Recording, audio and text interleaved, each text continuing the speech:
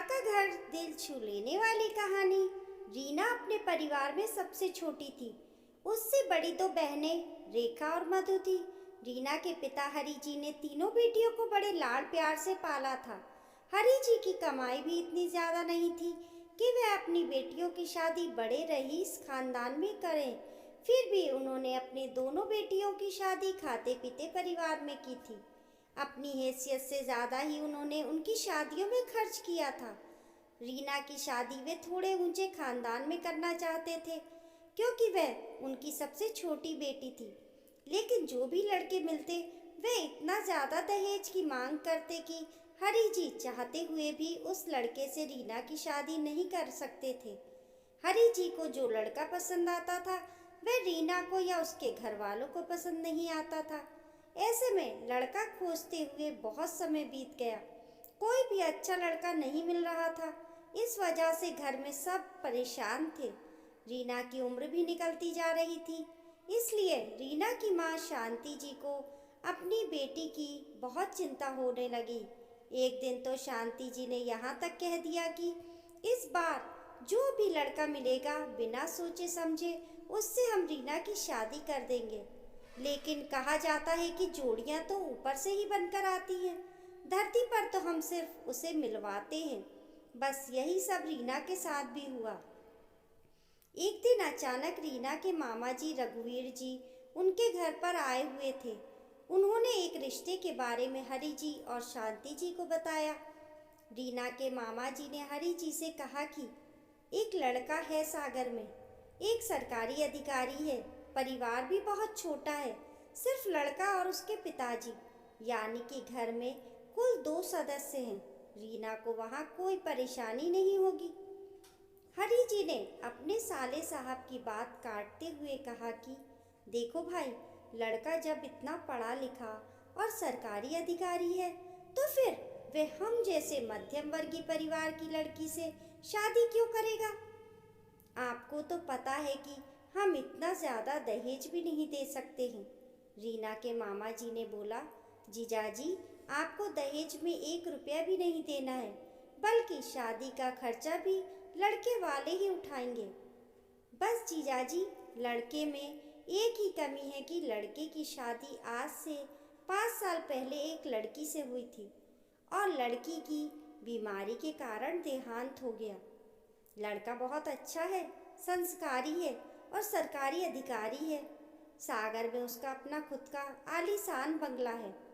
इससे अच्छा रिश्ता तो हमारी रीना के लिए हो ही नहीं सकता। रघुवीर मामा जी ने इस रिश्ते पर जोर देते हुए कहा। कहीं ना कहीं हरि जी को भी ये रिश्ता पसंद आ गया, लेकिन लड़के की दूसरी शादी है। यही बात रीना की माँ शांति जी को पता चली तो वह चिढ़ सी गई। उन्होंने कहा कि मेरी बेटी रीना का विवाह मैं किसी शादीशुदा तुजवर आदमी से हरगिज न करूँगी। मैं अपनी बेटी की शादी किसी गरीब घर में कर दूँगी, लेकिन ऐसे लड़के से कभी नहीं करूँगी। क्या पता वह लड़की कैसे मरी है। हमें तो ये भी नहीं पता है कि वह मरी है या उन लोगों ने ही उसे मार दिया है। नहीं बाबा नहीं, मैं अपनी बेटी की शादी ऐसे घर में तो कतई ही नहीं करूँगी। शांति जी का मन कई आशंकाओं से घिर गया, लेकिन ये रिश्ता हरि जी को पसंद था। वह रीना की माँ को मनाने में लगे हुए थे।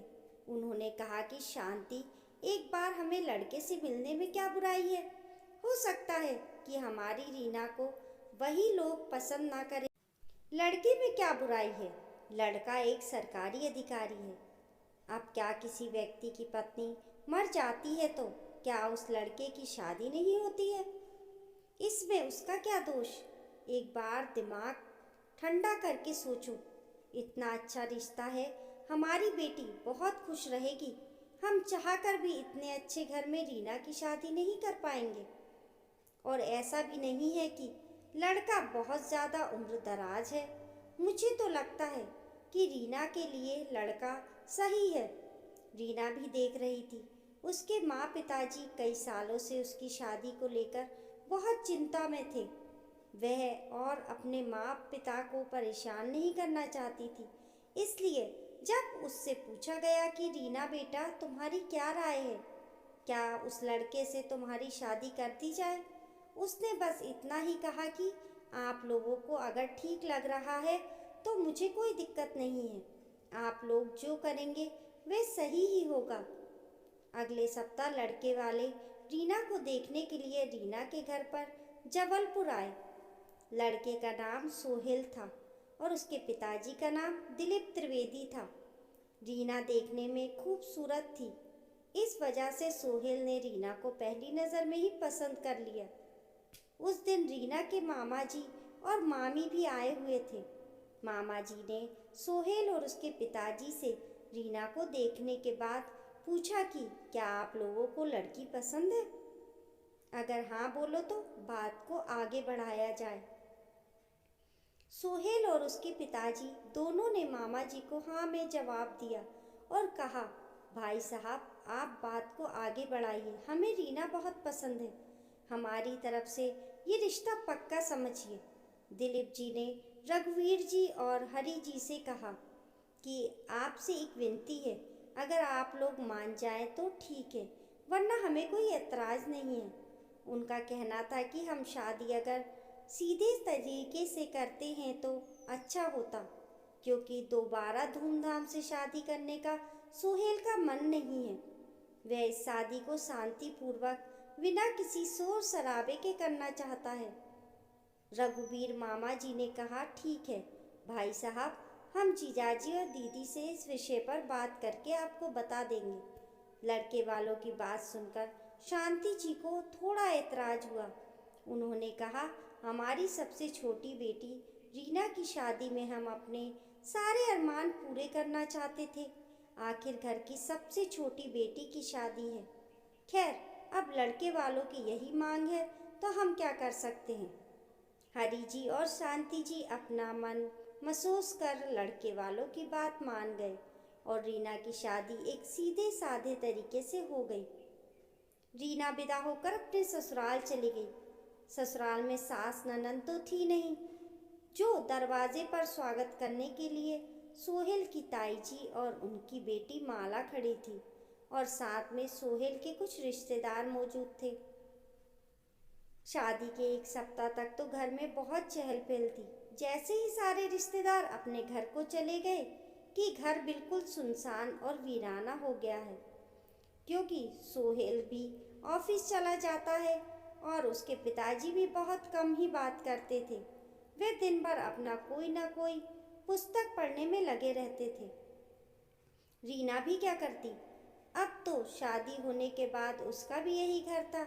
अब चाहे जैसा भी रहना पड़े, रहना तो पड़ेगा ही। वह अपना दिन भर का काम निपटाती, बाकी समय में घर की साफ सफाई करती और कुछ समय अपना टीवी मोबाइल देखने में बिताती थी। सोहेल ऑफिस से घर आते के बाद भी रीना से कोई खास बात नहीं करता था, बस काम की बातें ही एक दूसरे में होती थी।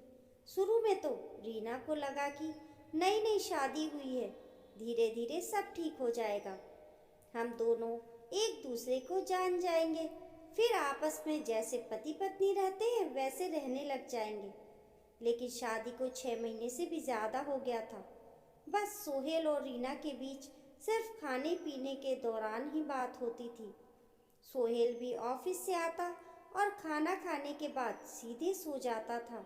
ये भी नहीं पूछता था कि रीना कैसी हो, आज दिन भर तुमने क्या किया। उसके भीतर कोई उत्साह ही नहीं था अपनी शादीशुदा जिंदगी के लिए। कई बार तो रीना यही सोचती थी कि अगर मुझसे सिर्फ खाना बनाने खिलाने के लिए और घर में पोछा झाड़ू बर्तन करने के लिए शादी करना था तो फिर शादी करने की क्या ज़रूरत थी। इससे अच्छा कि ये लोग एक नौकरानी ही रख लेते। एक दिन रीना ने बहुत प्यार से पालक पनीर बनाया। रीना ने सोचा आज सोहेल का दिल उसकी पसंद की पालक पनीर खिलाकर जीत लेगी। उसे पता था कि सोहेल को पालक पनीर बहुत पसंद है, इस वजह से उसने बड़ी प्यार से बनाई थी। उसने सोहेल और अपने ससुर जी को कहा कि आप लोग खाने की टेबल पर बैठिए, मैंने आप लोगों के लिए आज स्वादिष्ट व्यंजन बनाई है। भोजन में पालक पनीर और रोटी पुलाव खाकर दोनों लोग चुपचाप अपने कमरे में चले गए। उसके बाद रीना भी अपने लिए पालक पनीर निकाल कर और खाने के लिए बैठ गई। जब खाने बैठी तो उसने सब्जी को टेस्ट की तो उसे तो बहुत फीकी सी लगी। उसे याद आया कि उसने पालक पनीर में तो वह नमक डालना ही भूल गई। वह मन ही मन सोचने लगी, सोहेल जी और पापा जी ने तो एक बार भी नहीं कहा इसमें नमक है ही नहीं, कितनी फीकी बनी है ये पालक पनीर। वह बहुत चिंता में पड़ गई। सीधे अपने कमरे में गई और सोहेल से बोला कि अगर पालक पनीर में नमक ही नहीं थी तो आपने कहा क्यों नहीं।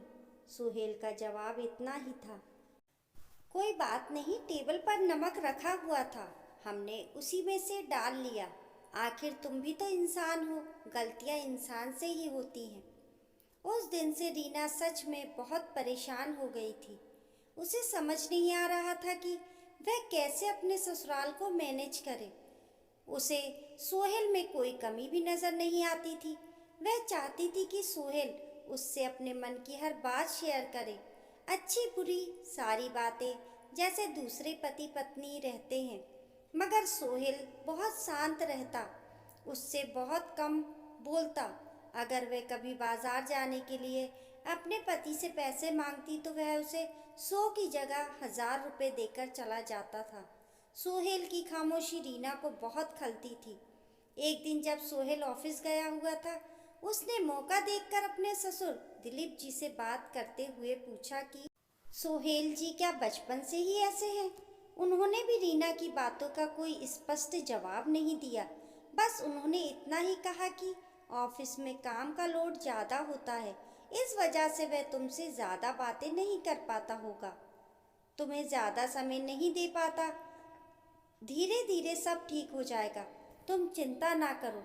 रीना ने अपने ससुर जी से सोहेल के खाने पीने की पसंद और नापसंद के बारे में पूछा, क्या खाने में पसंद करता है।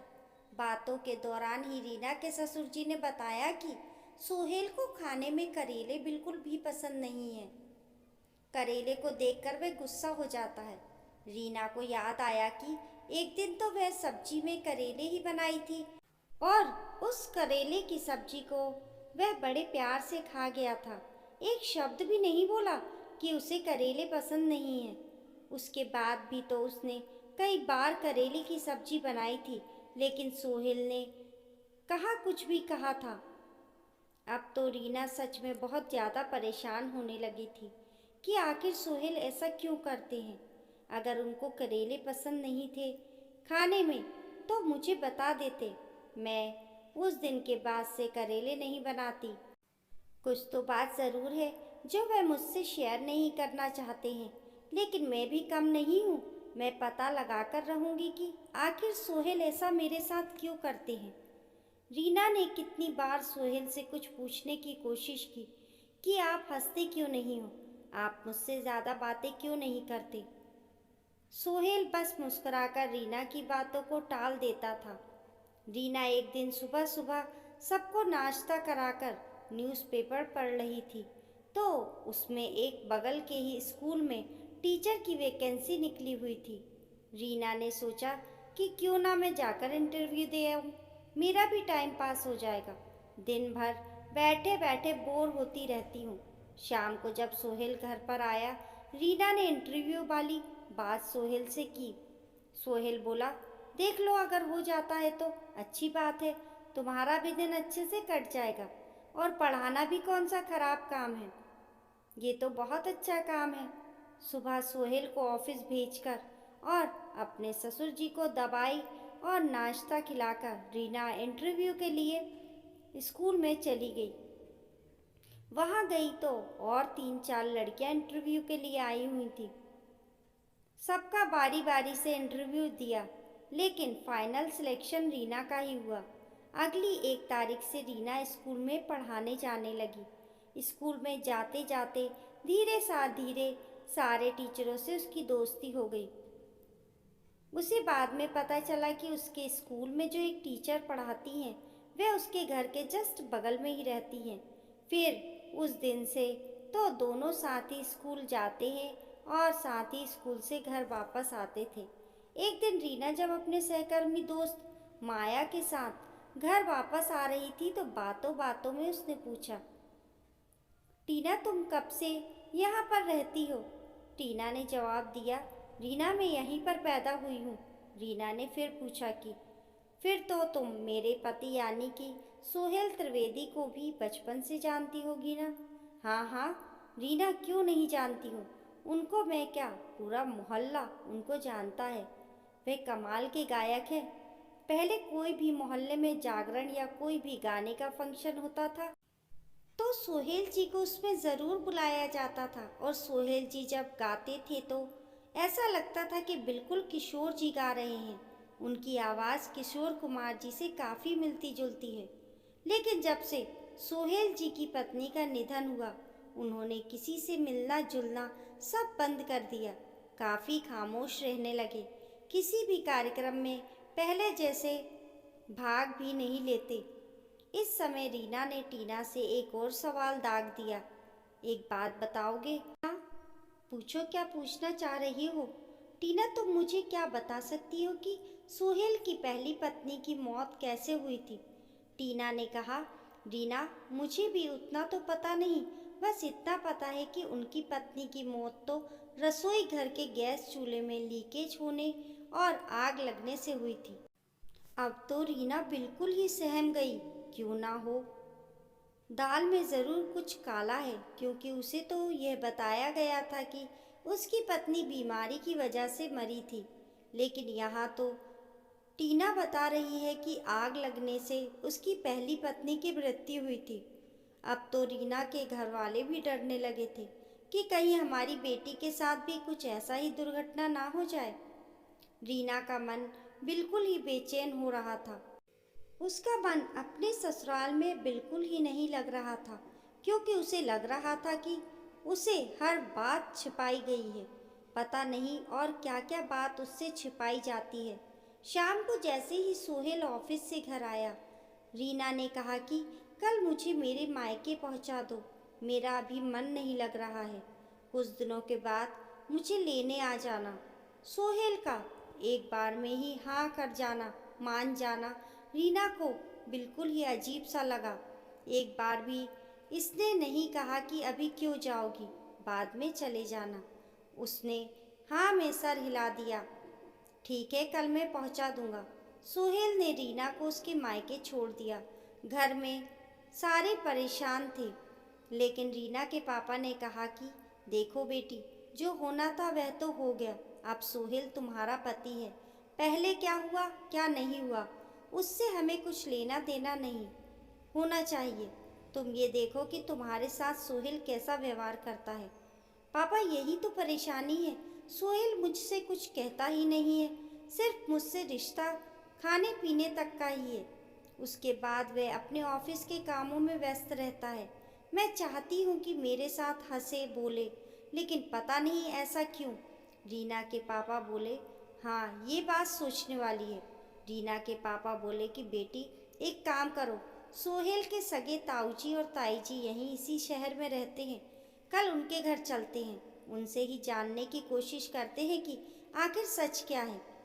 उसी समय हरी जी ने सोहेल के ताऊजी को फ़ोन लगाया और उनसे मिलने की इच्छा प्रकट की। ताऊजी और ताईजी की बेटी भावना से रीना की अच्छी दोस्ती हो गई थी। भावना रीना की ताई सास की बेटी थी, इस हिसाब से उसकी ननंद लगती थी। ननंद भाभी की कभी कभी फ़ोन पर भी बात हो जाया करती थी। रीना ने भावना को फ़ोन लगाया और कहा, भावना हम लोग जबलपुर घूमने आ रहे हैं, तो टाइम मिलेगा तो हम चाचा चाची से भी मिलने घर भी आएंगे। रीना ने उसे पूरी बात नहीं बताई, क्योंकि अगर ऐसा बताती तो उसे शक हो जाता। वह चाहती थी कि भावना को शक भी ना हो और बात भी उसे पता चल जाए। अगली सुबह रीना उसके पापा हरी की भावना के घर पहुंच गए। ताऊजी और ताईजी और भावना ने भाभी और उसके पापा को खूब अच्छी तरह से मेहमान नवाजी की। भावना ने बातों ही बातों में पूछा कि भाभी आपके और भैया में सब कुछ ठीक तो है ना? आप अचानक से अपने मायके चली गई। रीना ने कहा, नहीं जी ऐसा कुछ नहीं है, बस मन नहीं लग रहा था तो मैंने सोहेल को मेरे मायके के छोड़कर आने के लिए कहा। भावना ने रीना भाभी के चेहरे को भांप लिया। उसने कहा, भाभी आप इतना परेशान क्यों दिख रही हैं? कोई बात है तो आप मुझे बेझिझक करिए। जितना भी हो सकेगा मैं आपकी मदद करूंगी। ये बात सुनते ही रीना अपनी ननंद के गले लिपट गई और रोते हुए बोली, भावना मुझे आपसे आपके सोहेल भैया के बारे में सब कुछ जानना है। अगर आप मुझे अपनी भाभी मानती हैं तो आप मुझसे कोई भी बात नहीं छुपाएंगी। हाँ भाभी बताइए, क्या जानना है आपको सोहेल भैया के बारे में? ताई जी भी रीना को रोते देखकर चुप कराते हुए बोली, बहू तुम्हें कोई भी परेशानी हो तो मुझे अपनी सासू माँ समझकर शेयर कर सकती हो। सोहेल मेरे बेटा ही है, इसके नाते तुम मेरी बहू हुई। बताओ आखिर कौन सी चिंता है जो तुम्हें खाए जा रही है? रीना ने ताई जी से कहा, ताई जी जब से शादी हुई है सोहेल मुझसे इतना चुप चुप क्यों रहते हैं? ऐसा लगता है कि कितने दर्द अपने अंदर समेटे हुए हैं। कुछ भी चीज़ मुझसे अपनी शेयर नहीं करते हैं, ना ऑफिस की ना कोई अपनी पर्सनल प्रॉब्लम। हमें बताया गया था कि सोहेल की पहली पत्नी की मौत बीमारी के कारण हुई थी, जबकि मुझे पता चला कि उसकी पहली पत्नी की मौत जलने से हुई थी। और मुझे समझ में नहीं आ रहा है कि आखिर क्या सच है। ताई जी बोली, बहू तुम बिल्कुल ही निश्चिंत रहो। सोहेल बहुत ही अच्छा है और समझदार लड़का है। वे कभी भी तुम्हारे साथ गलत नहीं कर सकता है। और रही बात तुमसे बात छुपाने की, तो आज मैं ये वह सच बताऊंगी तुमको। दरअसल बात यह है कि सोहेल और उसकी पत्नी दोनों एक ही कंपनी में नौकरी करते थे। शादी होने के बाद सोहेल नहीं चाहता था कि उसकी पत्नी दोबारा से नौकरी पर जाए। इस वजह से उन दोनों के बीच में लड़ाई होनी शुरू हो गई थी। गुस्से की वजह से नैना बहू खाना भी सही तरीके से नहीं बनाती थी, बस जैसे तैसे कुछ भी बनाकर रख देती थी।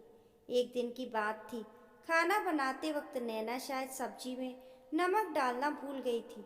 इस वजह से जब उसने खाना परोसा तो सोहेल ऑफिस के काम की वजह से टेंशन में था। उस पर गुस्सा कर दिया कि अगर तुम्हें खाना बनाना नहीं आता है तो छोड़ दो, ये भी मत बनाओ, हम बाहर से खाना ले लेंगे। नैना भी गुस्से में सोहेल पर चिल्लाने लगी कि मैं तुम्हारी कोई नौकरानी नहीं हूँ। मैं अपनी इंजीनियरिंग इसलिए नहीं की कि तुम्हारे घर बैठकर तुम्हारा खाना बनाऊंगी, तुम्हारे कपड़े साफ करूंगी। उसके रोज रोज के झगड़े की वजह से नैना ने कह दिया कि अब मैं तुम्हारे साथ एक पल भी रहना नहीं चाहती, मुझे तलाक चाहिए।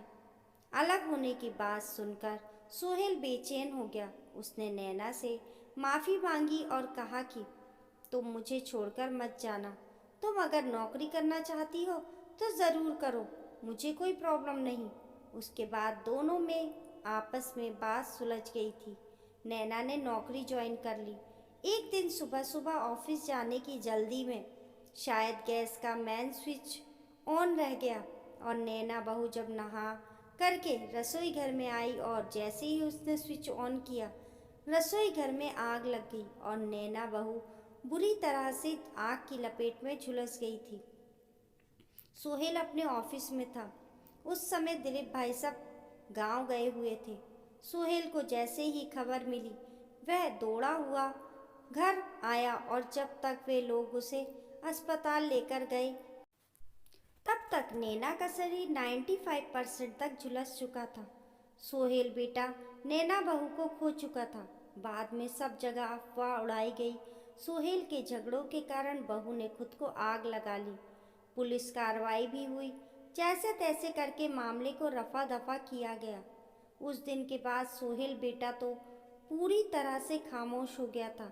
वह नैना की मौत के बाद खुद को जिम्मेदार मान रहा था। इतना कहते कहते ताई जी की आंखों में आंसू भर आए। फिर रीना ने कहा, शायद इसी वजह से भाभी सोहेल भैया आपसे ज़्यादा नहीं बोलते होंगे। वे आज तक नैना भाभी की मौत का जिम्मेदार खुद को समझते हैं। आप जॉब भी करना चाहती हैं तब भी आपको भाई कुछ नहीं बोलेंगे, क्योंकि सोहेल भैया बुरे इंसान नहीं हैं। उन्होंने नैना भाभी को इसलिए जॉब करने से रोका था कि हम दोनों नौकरी करके क्या करेंगे, जब मैं पैसे कमाता ही हूँ तो तुम घर में रहो और अपना और मेरा ख्याल रखो। खैर छोड़िए, होनी को कौन टाल सकता है। फिर ताई जी ने कहा, उस दिन के बाद से सोहेल बेटा बिल्कुल ही उदास और चुपचाप रहने लगा। हमने भी देखा कि अगर ये ऐसे ही कुछ दिन रहा तो ये बिल्कुल ही मनोरोग से ग्रसित हो जाएगा। भाई साहब उसे मनोचिकित्सक के पास लेकर गए।